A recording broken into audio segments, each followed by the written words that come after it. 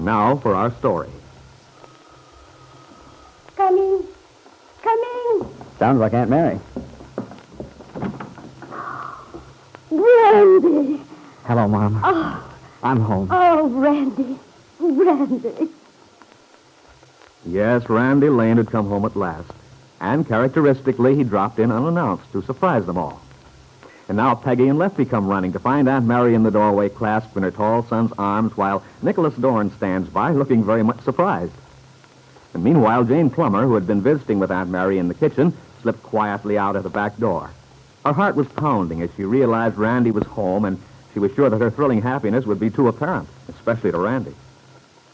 Now, Aunt Mary lifts her head from Randy's shoulder and dries her happy tears with a corner of her apron. Oh, my goodness. Look at us all standing here with the door wide open, letting out all the heat. And, Nicholas, I haven't even said hello. Hello, Aunt Mary. Come in, boys. Come in. All right. Peggy! It is you, isn't it? Hello, Randy. Oh, Peggy. Well, you've grown up so. I'm almost afraid to hug you. Well, don't be. Oh, Randy, I can't believe it. Well, I can hardly believe it myself. Oh. Hey, where's Lefty? I'm right here, boy. I just thought I'd let the women folks have their innings. Well, come here and let me shake hands with you. I've got two arms, you know. Oh, gosh, it's good to see you, old so-and-so. Well, you haven't changed anyway. No, I'm the same old down-at-the-heel bum I've always been. You look mighty good to me. Well, how did it happen, Randy? When did you get in, and how did you meet Nicholas? I guess I'd better introduce myself, Randy. I'm Nicholas Dorn. But didn't you two arrive together? I thought you knew each other by now. No, Aunt Mary. I picked him up just outside of town. He certainly kept his identity a secret. Well, I'm afraid I pulled a fast one on you, Dorn. I realized who you were right away from Peggy's letters. But I thought if I didn't introduce myself, I might get a little extra news. A fine thing. I might have cut my own throat without knowing it. No. I was pretty sure you'd give the right answer. Oh, my pies. They're in the oven. I'll be right back. Oh, no, you don't, Mom. I'm right at your heel. And boy, am I hungry. Lucky for having your favorite dinner. Fried chicken and... Mint pie! Mom, now I know I'm home. Gosh, it's good to hear those two together again. I can hardly believe it, Lefty. He's back. Yeah. He looks wonderful, doesn't he? Oh, I think he's a little thin. Oh, no, he looks swell. Doesn't he look grown up and handsome? Look, I think I'd better run along. This is a family party. Oh, no, Oh, I Nick. should say you're not going to leave. Why, you're practically part of the family anyway. but- We want Lefty, you to stay, Nick. And you'll like Randy. I know you will. Hey, I'm not so sure about that, Peggy. I played your boyfriend quite a dirty trick on the way up. You certainly did, pal, pretending to be a stranger in these parts. Well, I was just working up to the point of asking him what he thought about you, Peggy. Oh? And I was hoping he'd say, who? That skinny little niece of Aunt Mary? Oh, you did. And what would you have done then? Probably punched him in the nose. It was just fate that saved me. Thank heaven we arrived here at the farm before he had time to ask me. Oh, my goodness, I forgot all about Jane. Where is she? Jane Plummer, is she here? Oh, she was out in the kitchen with Aunt Mary just before you came. Aunt Mary? Well, dinner's almost ready. Chicken has to fry just a little longer. We can sit down and talk for a little bit. Aunt Mary, what became of Jane? Oh, for heaven's sake, I forgot all about Jane in the excitement. She must have slipped out the back door. That's funny. Little Jane Plummer. Well, I'll have to drop over and see her soon. Yes, Randy, you must. Oh, gosh, everything looks swell. Just the way it used to. Lefty's old armchair. Mom's sewing desk. Even the old copies of the Farm Journal collected in the magazine stand. They're probably the same issues, too. We can't get Lefty to part with a single one of them. There's always something he's going to cut out later. Well, darn it, those things are valuable. Oh, go on, Lefty. You're a magazine hoarder from way back. Well, at least he doesn't save old alarm clocks like some people I know. Oh, well, now that's different. I was always going to find out what was wrong. Get him running again. Nick, you've never seen such a mess. It used to be my job to straighten up Randy's room Saturday mornings. And did I have a time wading through wires and wheels and heaven knows what else? Well, he probably has a scientific bent. You should have encouraged him. Randy can fix anything. Say, thanks, Mom. You've always been my best booster. And you've always been mine, son.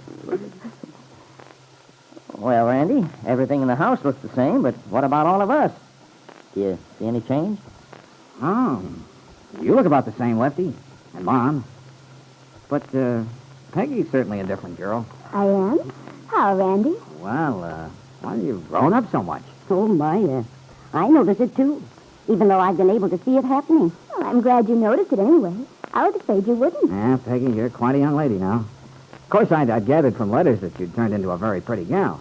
But I wasn't quite prepared for this. Oh, goodness, this makes me feel wonderful. Tell me more, Randy. Oh, I don't know. You seem to be more sure of yourself, more sophisticated. And yet you're still the same sweet little kid you were when you were 12. When you used to make me mad by sneaking off with my bicycle. Oh, Randy. Well, thanks, Randy. Now I'm getting the real lowdown on this young woman. Lefty and Aunt Mary are no help. They always cover up for her. They don't give me the terrible truth. Oh, she's not bad, really. But just keep her under your thumb, Dorn. She's like most women. Has to be disciplined occasionally. Oh, you don't say. Well, maybe that's where I've been making my mistake. I've been too easy with her. Well, on the level, I think you're a very lucky guy. And I'm sure glad I got back in time for the big event. When Peggy wrote me about it, there didn't seem to be much hope of getting home in time. Well, Randy. Oh, say, what's the matter? Hey, don't tell me I am too late. It's all over? No, that is, well, you're not too late, Randy. It's just that the wedding's been postponed for the time being. Oh. I see. Well, I'd better be getting dinner on. I'll come and help you, Aunt Mary. Oh, you needn't, dear. Why don't you stay and talk to the boys? No, I'd rather help. We'll all have plenty of time to talk later. All right, then. I think I'll go out and take a look around. Even if it is dark, I can get an idea how things look. Yes, quite a few changes around outside. There are? Well, we'll have to go on a real tour in the morning. This is just a quick once-over. Oh, you want to come, Dorn? Thanks. I think I will. I think I'll go along, too. Lefty, I'll need you in the kitchen. Oh, okay, Aunt Mary. Hey, Mom. Yes, son? I just want to see that beautiful smile of yours again. I'm so happy, Randy. Same here, Mom. Now, don't be too long. Dinner will be ready in a jiffy. Okay. Well, Randy, you sure surprised him. Yeah, I guess I did. Hey, just noticed. They painted the house. Oh, yeah, several months ago. Looks fine, too. Peggy wanted the shutters yellow and Lefty wanted them blue. There was quite a discussion about it. Oh, what color are they? Green. A compromise, huh? Oh, gosh, it's wonderful. Home. I can't get over it. Yeah, I think I know how you feel. Can't imagine a nicer place or family to come home to.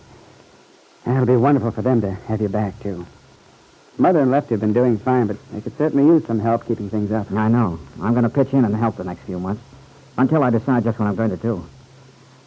Oh, by the way, John, I seem to have put my foot in it a while ago. I'm sorry. You mean about the wedding? Yeah. That's okay. No way for you to know what's been cooking. But I'm interested, though. What is cooking? Big brother stuff, huh?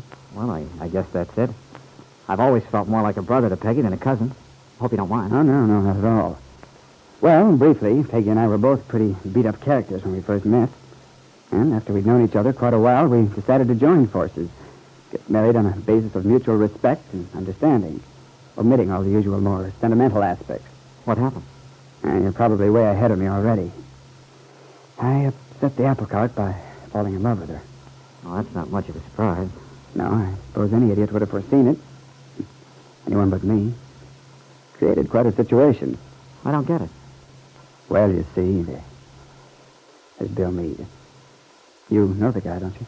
No, only through letters. Well, what's he got to do with it? I know about him and Peggy going around together for a while, and all that about Kit Calvert's cutting in. But nothing's been mentioned for so long, I just assumed Meade was entirely out of the picture. Oh, that's where you're wrong. Bill and Kit are on the outs now, scheduled to get a divorce. And I'm convinced, whether Peggy herself realizes it or not, that Bill Meade is far from out of the picture where she's concerned.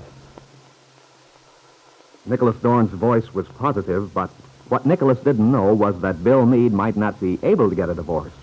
That only today Bill's attorney, Angus McKillop, had told Bill that he had no grounds on which to sue for a divorce.